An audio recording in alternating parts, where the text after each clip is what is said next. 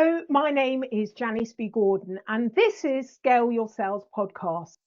Welcome to Scale Your Sales Podcast, listed number 9 of 43 podcasts for every sales professional. I am Janice B. Gordon, the customer growth expert, recommended by LinkedIn Sales as one of 15 innovating sales influencers to follow. In today's episode of Scale Your Sales Podcast, my guest talks about how he started in sales and being very much a capitalist and a realist in his motivation moving from engineering, electrical engineering into sales. And we really delved into the differences between selling in the US and selling in the UK. And then he talked about how salespeople must reduce anxiety and uncertainty, and making sure the third element to that is that they have a step-by-step plan. This was a really great insight that you could use not only in sales, but in your life, in the way that you bring people on board to your journey. So make sure that you listen to this episode of Scale Your Sales Podcast. My next guest is a global sought-after sales trainer and consultant who has built a 20-year career as a top sales executive, becoming president of global sales and marketing for a $420 million company. He is the author of 16 books on sales and motivation, and recently launched the Sales Velocity Academy learning platform with over 600 video courses. In 2018, he was the first to publish AI's impact on sales in his book, Sales Ex Machina, How Artificial Intelligence is Changing the World of Selling. Welcome to Scale Your Sales Podcast, Victor Antonio. Thank you, Janice, for having me. Super excited to have this conversation with you. Right. Okay. Now, you did say to me to get into the paint. So how does someone that has an electrical engineering get to be the sales guru? How does that happen? I get that question a lot. In fact, people don't believe I have an electrical engineering degree. I actually have an MBA as well. But the thing is, I started out as an engineer. So we were raised in the inner city of Chicago. I'll give you the short version of my sad story here. So my family moved from Puerto Rico in the late 50s. So we were poor, as I always joke. And, food stamps, powdered milk, that whole thing. And so I was the youngest of 7. Mom said, "You're the last one. If you don't go to college, you'll have to go work with your father at the factory." Like literally factory manual labor, blue collar job. And I'm like, nah, I don't want to do that. So I decided, I remember I was in a class in high school. I was about 6 months from graduating, and my mother had told me this. I said, well, I don't want to go to work. I said, let me just sign up for school. And so I saw the Institute, Illinois Institute of Technology. And I remember asking my teacher, I said, "Is this a good school?" He goes, "Yeah." He said, "Do you think it's worth going there?" He goes, "Yeah." And he's looking at me like, "Why are you asking me these questions?" So I pulled off the bingo card, those little rip-off cards you get that you file for more information. I sent it in. I did that for 2 colleges, right? And looked at civil engineering. I'm like, I don't want to be nice to people. Let's not do that. I looked at, aerospace engineer. The thought of a Puerto Rican in space didn't appeal to me at all. Mechanical engineering, I'm thinking jokingly, I don't want to fix cars. When I saw electrical engineering, I was like, oh, that sounds like I could do something like that. Asked my teacher, "Do these guys make a lot of money?" He said, "Yes." And when I submitted to both schools, I got accepted by both. And the reason I chose the Illinois Institute of Technology was they had a lower matriculation fee. I didn't have a lot of money. One required $50, the other one required $250 to submit. And that is how I became an engineer. I did it for the money, Janice. I am that shallow. Fast forward my career, I go into engineering, and you know what happens now, right? I'm in engineering, 3 years into this thing. I'm going, I hate this, want to do this, but I'm making money. So I'm like, I hate this, but I'm making money. And little by little, I started moving around different positions. I became an application engineer, became a customer service engineer. And then somebody invited me to be to assist salespeople who didn't technically know how to put things together, so to speak. And so I started traveling with salespeople as an engineer. I was there like a go-to person when tough questions came up. And I realized, okay, this is a great lifestyle. And then I started asking them, how much you make? The sales guy, how much you make? How much you make? And they all told me how much they made. And I go, wait a minute, I'm in the wrong business. And so eventually I moved into sales, and the rest, as I say, is history. So would you say you're money motivated then?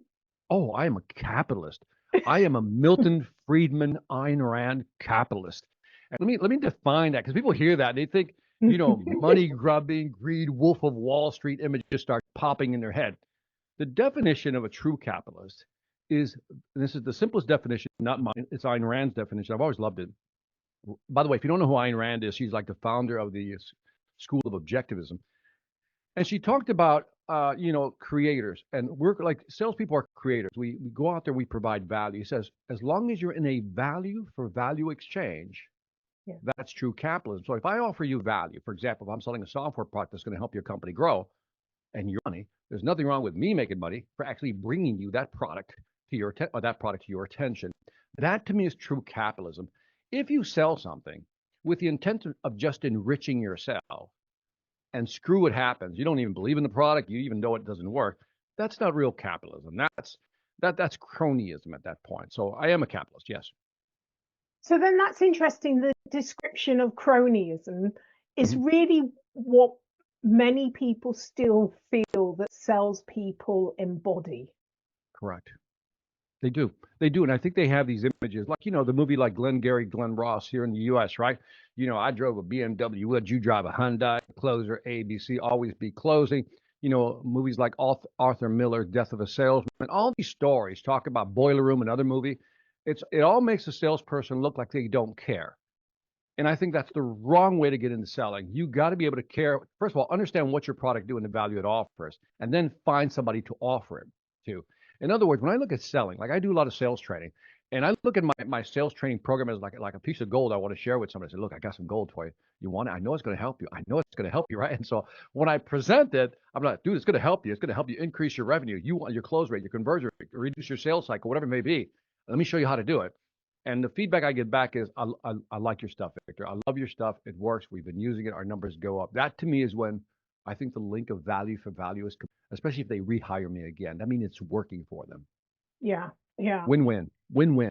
It is certainly win-win. Now I've spent the last 6 weeks in America, and when I compare the differences between kind of Europe and America, and do tell. Well, cold calling. Don't hold back, Janice. Don't hold back. I sense some hesitation. Don't you in your worry. Voice. Yeah, like cold calling is something that is felt very icky here in Europe. It's not something we promote or like to do. We steer very clear of it. There's even laws and rules to prevent you from cold calling people. Whereas when I go into America, this is, for many industries, that's how they survive. We've moved on more to kind of social selling, relationship building through the kind of digital medium. Also, when I go to America, it's still very much the hard sell, the process. Just keep knocking them down, keep going, don't accept no. Whereas in Europe, it tends to be more consultative selling, right. And relationship based selling than like a numbers game. Now, this is a really crude comparison because we're going to find a mix in both. But I'm always quite shocked at the differences in language and the differences in perception around sales. So I don't know what your thoughts are. That's really interesting. Yeah, thank you for sharing that perspective, right? So basically, you're saying that across the pond, you guys are more sophisticated than we are, is what you're saying. You're higher level beings at this point because you've gone past the Neanderthal level of selling, is what you're saying. I'm joking, of course. She goes, yes.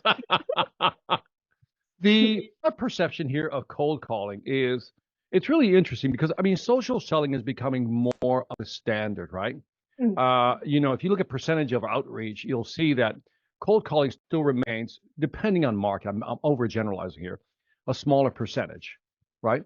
It really depends on who you're reaching out to. So, for example, if you're talking transactional sales, I'll call it like stuff that doesn't cost a lot of money, so to speak.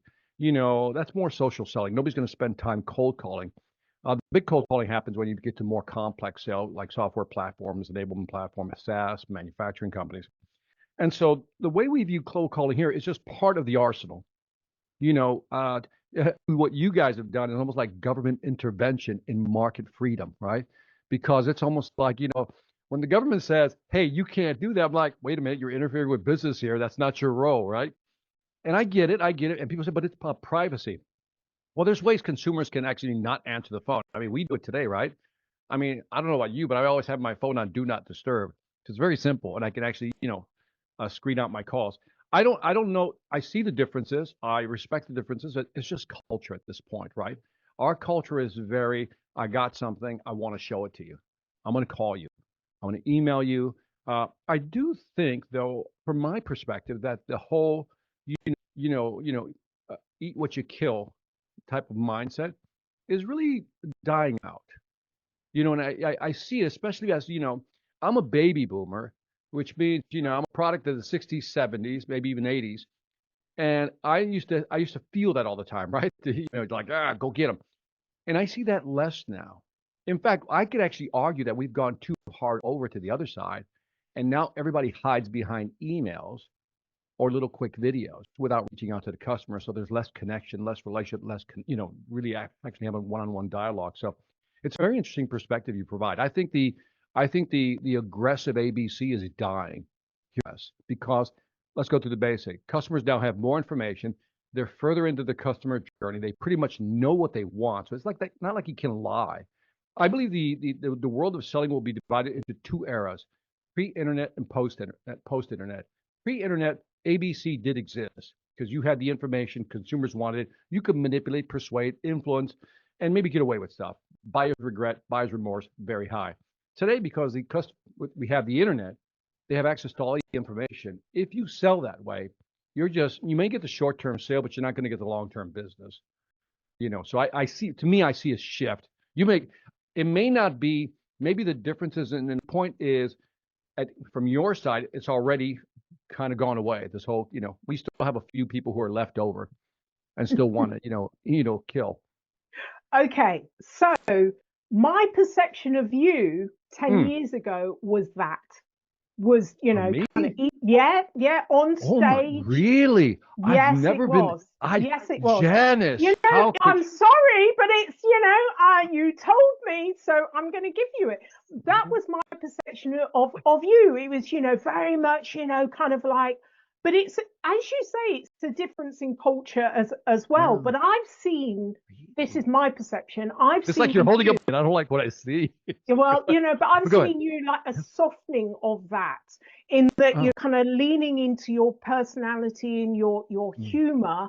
But a lot of right, that was the kind of like content that lots of other people were putting out. It was all very, right. like stages Okay. where it was all white male men on Mm, stages, and they all came with the same tone. mm, And, like it was all very rah rah, hmm my perspective is the I customer appreciate. By the way, I comes appreciate. first. I just want to say I appreciate your perspective. Thank you.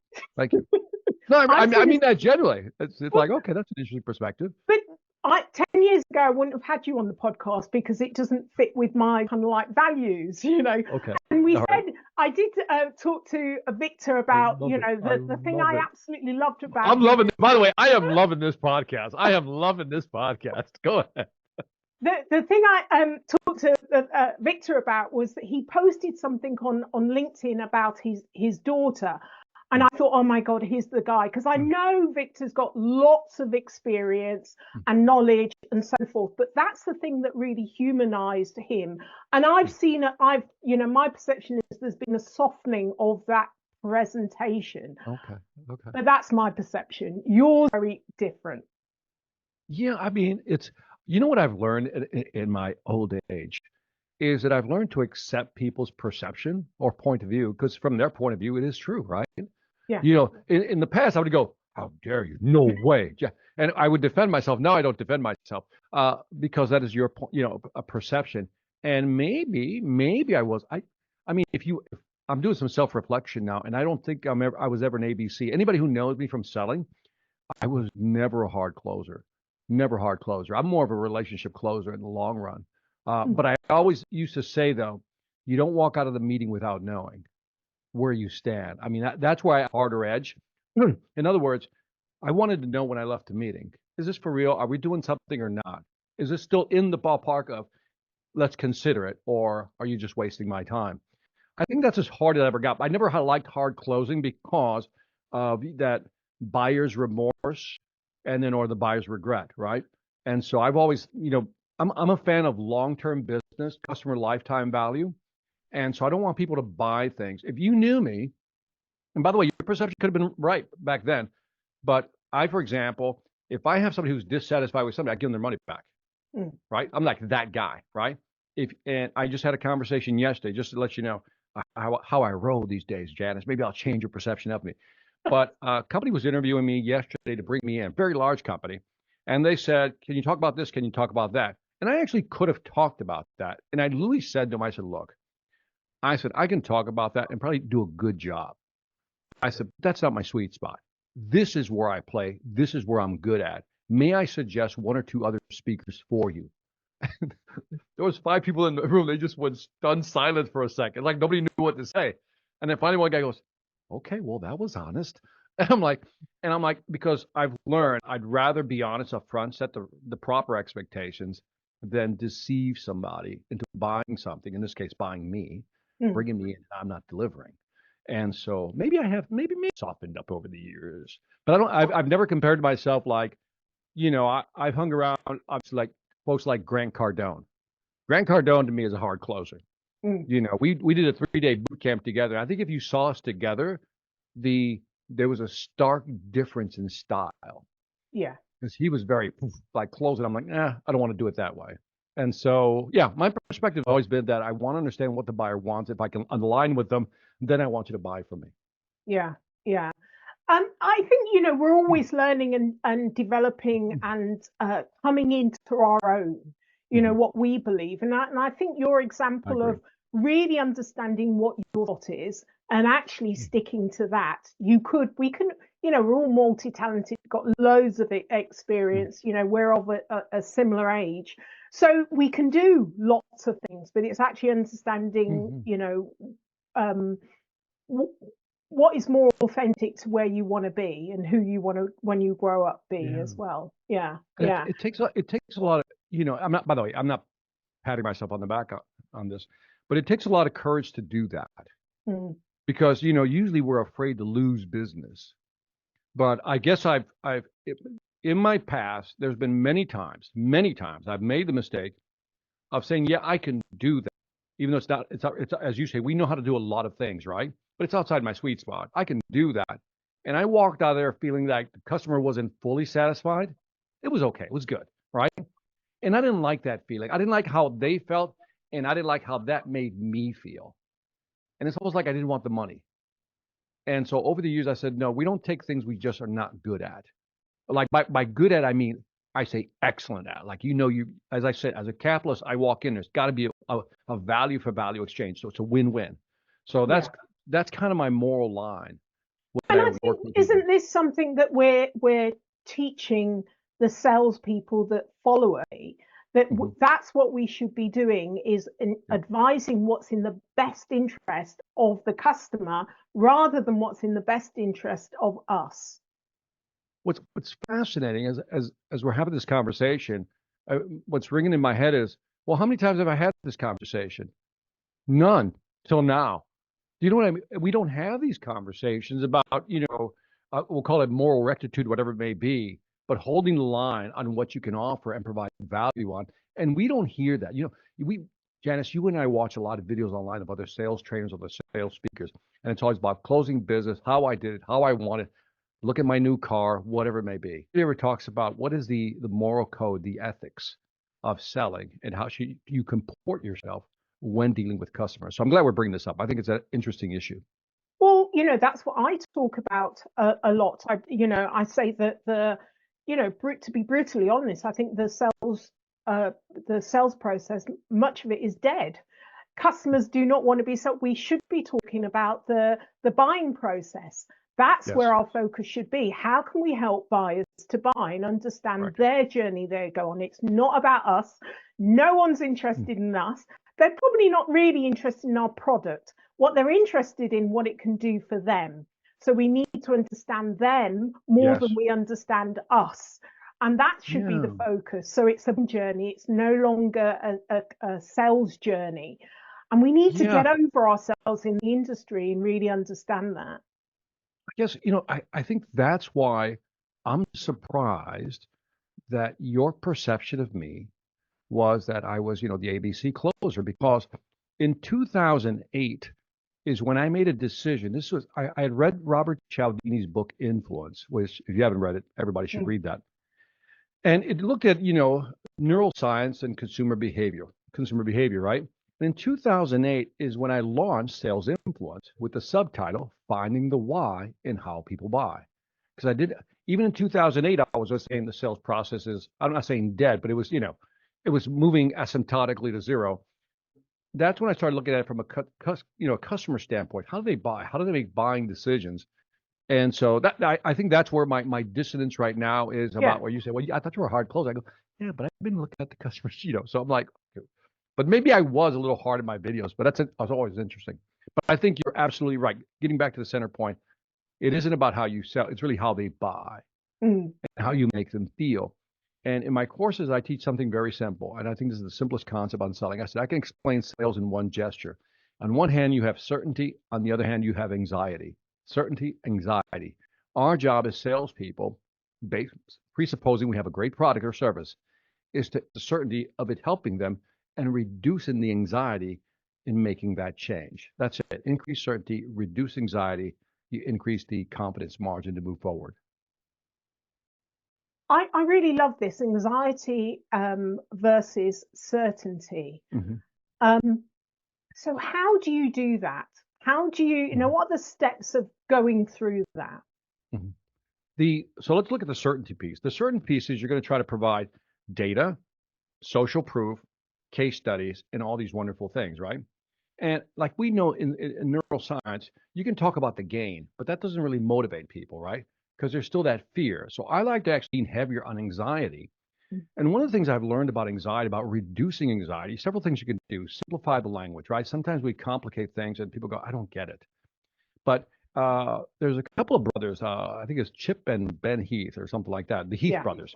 They wrote a book called Switch. In that book, Switch, there was a little section in there. I could have thrown the whole book away and just kept that little section. Here's what they described. And this changed my perception of, selling and how do you reduce anxiety. Here's a simple formula. He said, there's an elephant, and on top of the elephant, I don't know if you remember, there's a rider. The elephant represents emotion. The rider, R, represents rationality. E, emotion, elephant, R, rider, rational, right? When we make a commitment to do something, right, let's say, okay, this is the year I'm going to start eating correctly. And then you go to a conference and you see a donut. So what happens? Your emotional elephant says, let's go get that donut, right? And the rider just holds on for dear life, right? So in other words, you lose out to your emotion. Sometimes you say to yourself logically, if I don't change my life or if I don't change the way I sell, I'm not going to hit my number. I'm going to jeopardize my job. I'm not going to make any money. We need to change. Rationally, you think that way. But the emotional elephant's like, I'm not feeling that. I don't feel like changing something. Then the third piece kicked in, and this is where everything changed for me. He says, what happens when the emotional elephant, like you emotionally feel like you have to change? Rationally, you understand the reasons why you should. Isn't this like a presentation, Janice? We go in there selling a product or service. We logically explain why this will benefit them. We also tell them about the impact it will have, not to just them or the bottom line, but to their company and themselves. And they go, you're right, Victor. I feel like this is a good thing to do. In fact, I know logically I have to do that. So now the elephant and the rider are aligned, but they still don't make a buying decision. Let me think about it. Let me get back to you. Let me take it to my committee. Found is that to reduce the anxiety was the third piece they put in there, which is you have to shape the path. And I thought that was a very interesting statement. Shape the path means, let me show you how this is going to work, Victor. Or Janice. I'm saying, Janice, here's what's going to happen. I'm glad you're feeling it. I'm glad you understand it and you see how it benefits. Here's how the switch over is going to work from our software product their software product to ours. Step one, we do this. Step two, we do this. Step three, and then by step four, we're done. And when you give somebody these steps on how to do something, it's like it reduces that anxiety and they are able to move. It's like when you bring somebody on board. We always talk about onboarding, right? New people, especially new salespeople. And I always tell the manager, you got to shape the path for them. What does that mean? Okay, here's what I need you to do in the first 30 days. Here's what I need you to do on a daily basis. And here's what I need you to accomplish. Here's some key metrics. Hit those. Day 60, second 30 days, here's what you're going to do. Day 90, here's what you're going to do. By the end of 90 days, here's where you're going to be. And the person goes, oh, I can do that. And so reducing anxiety, a lot has to do with shaping the path of how it's going to work once they're convinced that it can't help them. I really love this because you could use this for everything. You know, the way that you communicate, even outside of the business environment, when you're not thinking about, you know, buying it and everyone needs to know the plan, the path. Yes. It makes them feel more secure in taking the next step. And, you know, if you're hiring, if you're onboarding, if you're doing any kind of performance development, then it absolutely makes sense. There's going to be anxiety and you want certainty, but you want to know where, you know, what it's going to look like if I take this journey and I get on the other side. What's that going to mean and feel like to me? So I really love that you've created, and I can really see that it's beneficial not just in sales, but you know, for life. Yeah, it really calms down that part of your brain, like the amygdala, you know, the reptilian brain, because once you know what's coming or what you're supposed to do, it's that, you know, there's fight, flight, but nobody ever talks about freeze, which is the third one. And a lot of people freeze because they don't know how. So part of that is really just shaping the path for them. Yeah. Yeah. And just getting people moving out of the, you know, the area where they're stuck. You know, we know emotionally and logically we need to do something, but we're just stuck. What is the kind of first step? So it's very motivating, isn't it? Yeah. I discovered this in a very silly way. You know, I should say I learned it from the book, but it was reinforced when I took a wood shop class. I wanted to learn to work with my hands, right? And so I took a 2-day cabinet building class, right? And I was like shaking like this. I mean, literally. I remember I walked in early and I told the instructor, I said, look, I said, you want me to build a website? I can do it. You want me to edit video? I can do it. You want me to build a sales process? I can do it. You tell me to do anything beyond a hammer and a screwdriver? I can't do it. And you know what he said to me? Yeah. This is all he said to me. He says, I got you. I go, no, but you don't understand. I've never done this, that. I go through the whole thing. He goes, I got you. And I'm like, okay, I don't know what that means. And for the next 2 days, he had me. Yeah. Every question I had was very patient, but just that whole, I got you. You know what I mean? Isn't that what we as managers should do? Or you got new salespeople? I got you. Well, I'm going to show you how this works. I'm going to lay it out for you. It's really easy. And so we need to have that mindset. I got you. So that's the mindset you would have with your customers, but it's also the mindset as a sales leader, as a sales manager you have with your salespeople as well. It's got to be tough love, a balance of tough love, along with I've got your back. I'm here to support you. So that's the same with your customers. You're changing them, but you're also supporting them as well. Yeah, I got you. Like I said, we've done this before. I got you. We've done this before. Years ago, I took over. I was for the first time I sold internationally was when I got the VP position to move to Latin America and run all of Latin America. It was a telecom company, telecommunications company. They'd been there for 10 years. They couldn't get past 14 million, 14.1 million to be exact. They said, Victor, we're going to send you into the region. So we moved to Argentina with the family. And I need you to grow the region. So my boss was like, whatever you do, don't sell less than 14.1. You're the youngest VP we've ever put in this position. Within the first 30 days, I had to figure out what I had as a market. So let's talk about scale your sales. I had to figure out what I had. I said, okay, I got it. And then I had to start changing the mindset. Okay, here's how we roll, so to speak. In other words, our company was I'll call it a high-end telecom company, and our products were on average 30% more than our competitors. And we were to sell on value, not on price. And in the next 30 days, 60 days, I said, okay, let me figure out what the structure of this organization now looks like in Latin America. In other words, markets, verticals, how do we segment the market? How do we How do we size, get the right people in the market, so forth and so on. And then the last 30 days, the 90 days was begin to assess sales process, talents, and the ability to adapt. And at the end of those 90 days, it was really, I fired about a third of my sales force. Yeah. And that was a brutal shock to the system. And it was one, because I'm giving you the short version. So I don't want you to think I'm just a chainsaw maniac, just cutting people out. I tried to tell people, I got you, but you got to tell me that you need help. I'm telling you how we're going to sell. We're going to sell value, not price. We're going to be structured this way, not that way. Here's the sales process. Any questions? And I would really say, I got you. If you need me to fly in or go to somewhere to be with you, I'll be there. Tell me what you need. Tell me what tools you need. I cleared the deck of all excuses of anything they needed. So whether it was tools, self-improvement, training, what do you want? Compensation plans? Yes. What do you want? And a third just couldn't do it. They couldn't change. The other 2/3 learned, and again, some struggled, but they hung in there and they got it. In 2.5 years, we went from 14 million in annual revenue to $98 million in annual revenue. And I attribute that to, one is, you got to know what you're working with. There's good clay and there's bad clay, as I always say. Good clay you can mold, bad clay you can't. And so I've learned early on, give them every opportunity to prove themselves, give them every resource. But at the end of the day, you have to make a determination as a manager, do I have good clay or bad clay? Number two, you got to structure your sales force in the sense that it makes sense. We're people to get the most sales. So segmenting a market was very important. And then the third piece that most people don't talk about, Janice, and maybe you've come across this, is we don't talk about compensation plans. And I think that you got to put the right carrot in front of the right salesperson to motivate them. And so I would customize, tailor almost like a suit, compensation plans for different salespeople based on what they wanted. And those three things helped me grow the market. Find the right people, good clay, structure the market correctly, and three, a great compensation plan.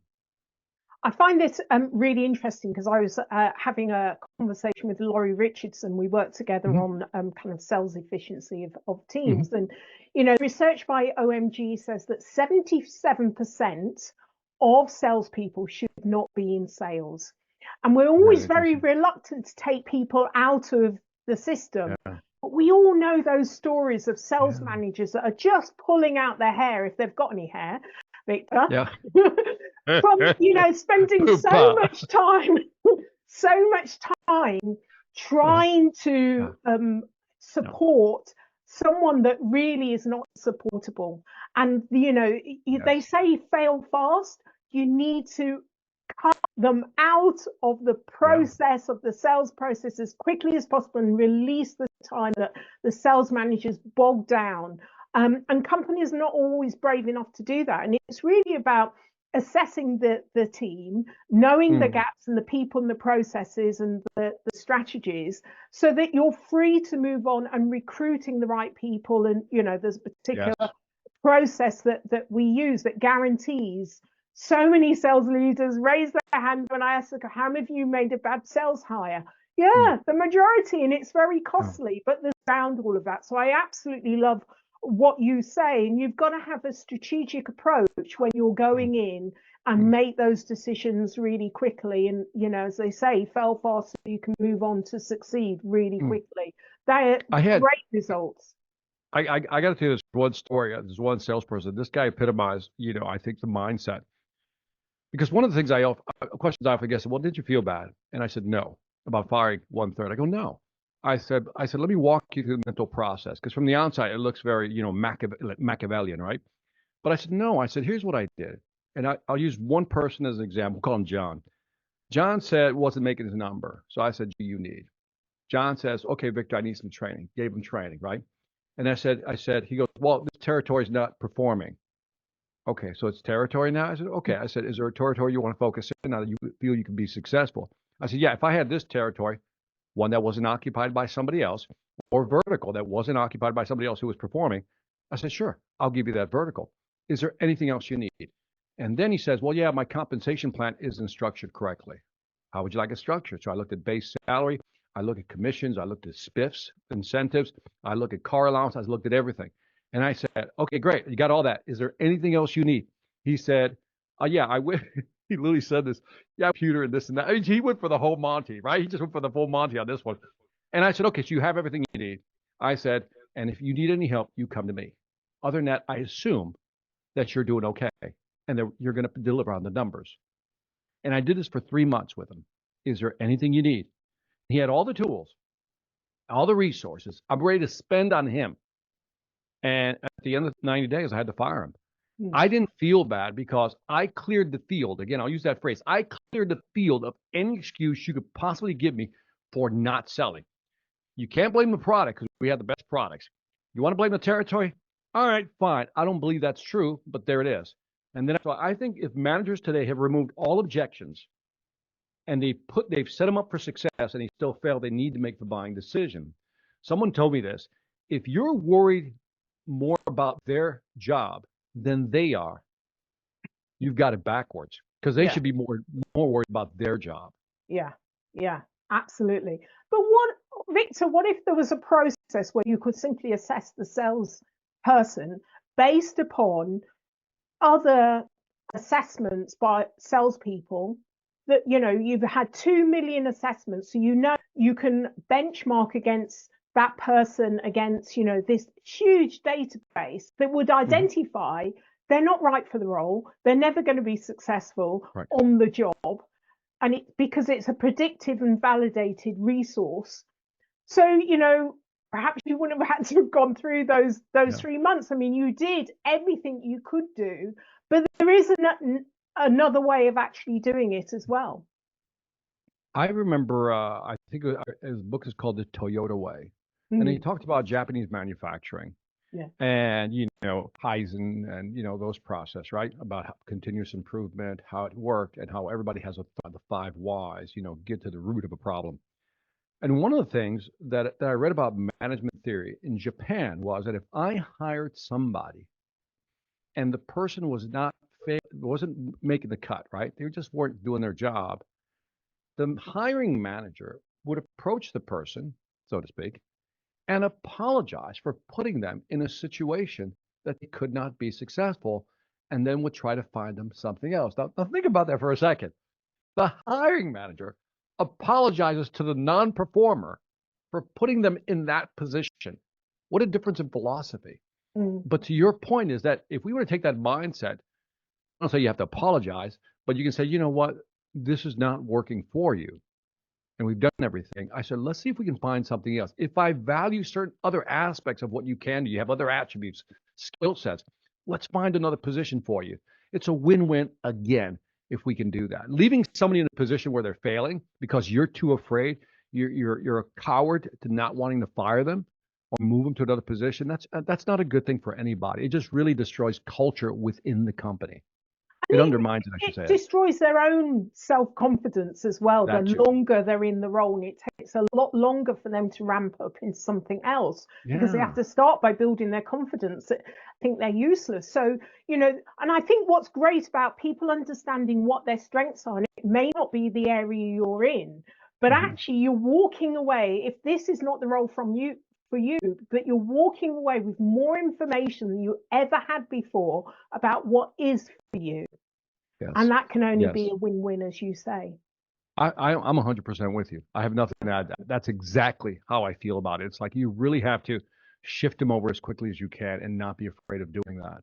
Yeah. Okay, so I'd like to know, I know we've gone on here, but you're such an interesting person, Victor, so I hope you don't mind. I'm trying to change perception of me. Look, Victor, you would not have got on here had it not changed, and it changed a long time ago. So you're the guy. You said that already. Thank you. So, who is your hero or shiro? I have a shiro. I am an Ayn Rand fan. I don't say that. People think I just throw the name out there. I am like when I look at the school of objectivism and that philosophy, because Ayn Rand wrote a book, I forgot, The Virtues of Capitalism. By the way, she wrote one of the most popular books, still popular today, wrote it in the 1950s called Atlas Shrugged, and I think Fountainhead. But this book that she wrote, The Virtues of Capitalism, really laid for me the foundation of my mindset, right? In other words, my moral code.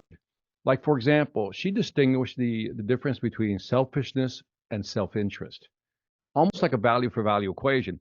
Selfishness is when I do something to benefit me and I don't care what happens to you.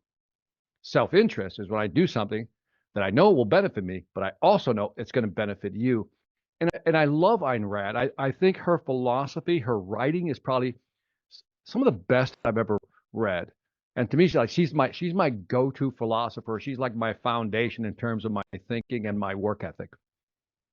When did you discover her? 95, 96. Okay. I was actually in what was the book? Oh, for the New Intellectual. I still remember the first book. I'm reading. I saw this small book. It was called For the New Intellectual. And I go, what do you mean for the New Intellectual? And I was heavily into philosophy. Can I take 5 minutes to tell you an interesting story of Yeah, how I got there? please.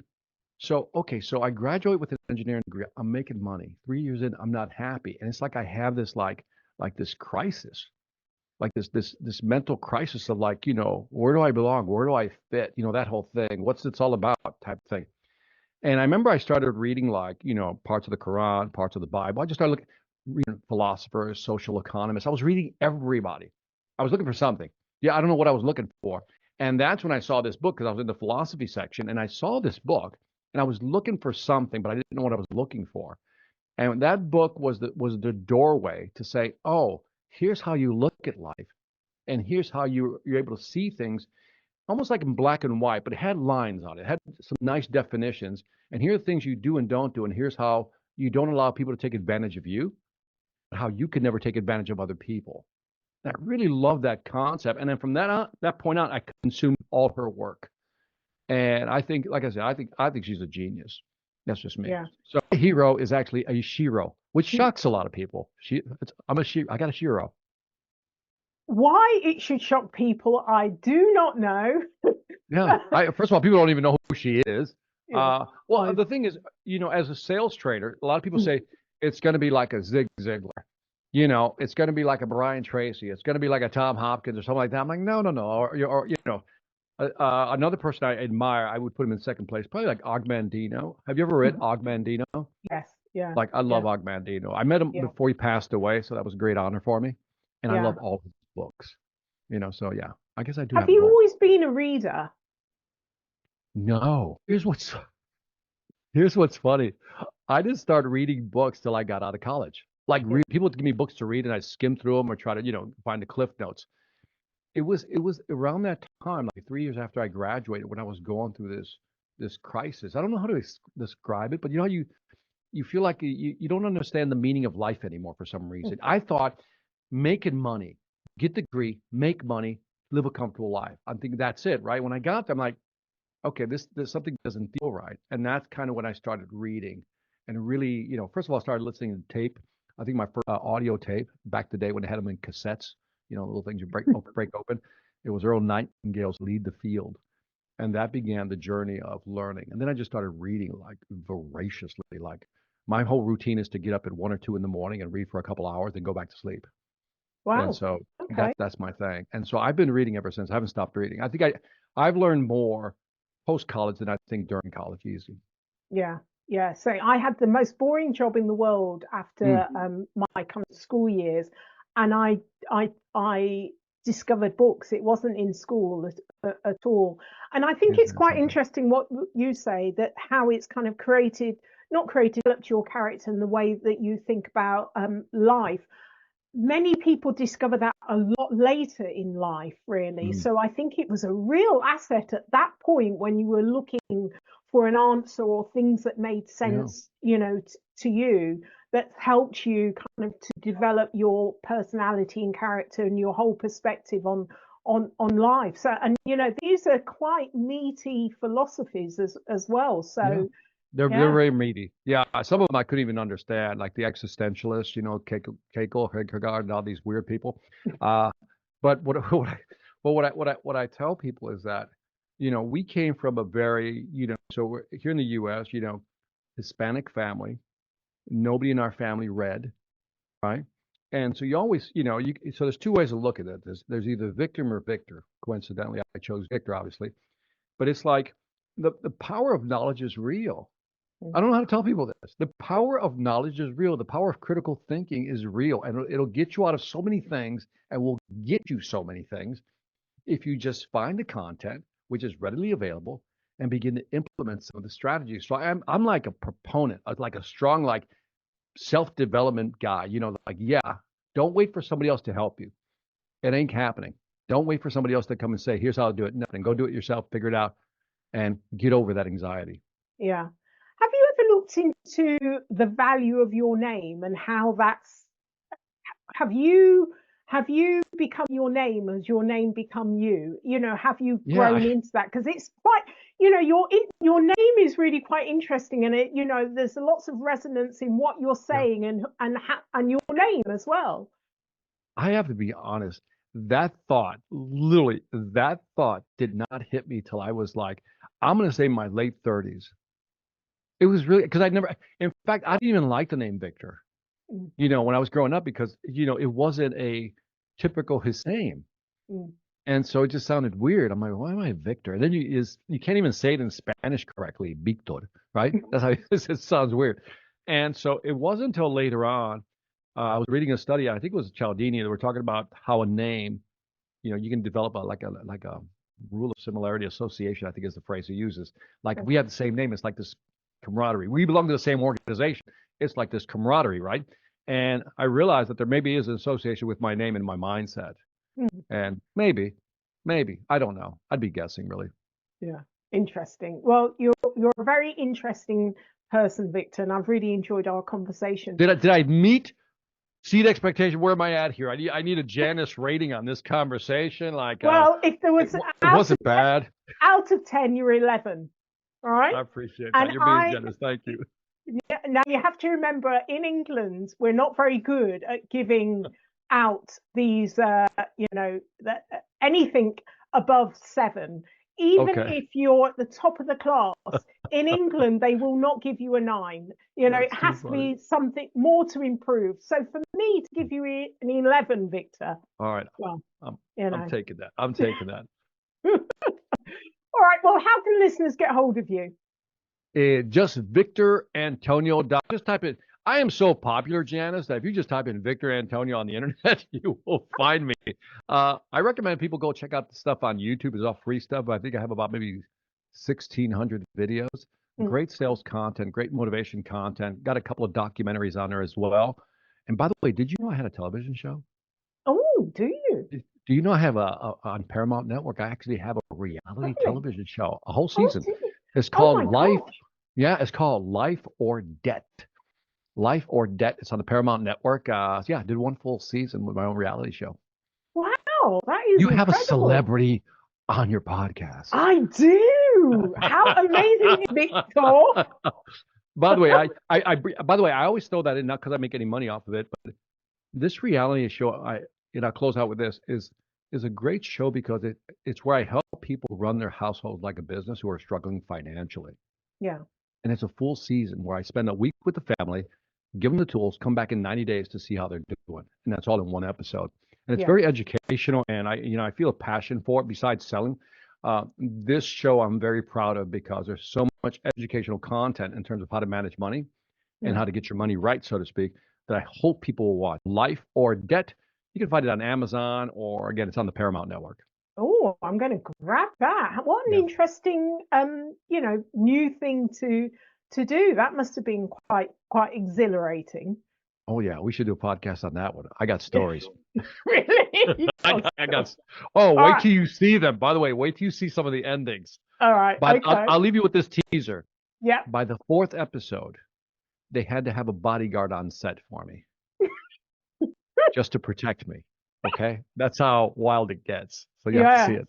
Wow. Well, you like to be upfront and honest. So, sometimes people may not quite like that. So that's probably very entertaining and interesting as well.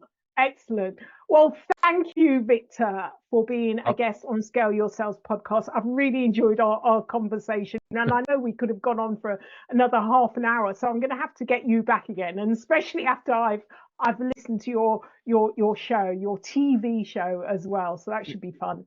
Wonderful. Janice, thank you for your time, and thank your audience for listening. Thank you. Thank you for listening to this week's episode of Scale Your Sales podcast. If you like this discussion, feel free to listen to other episodes or watch the caption show on YouTube and subscribe to future episodes.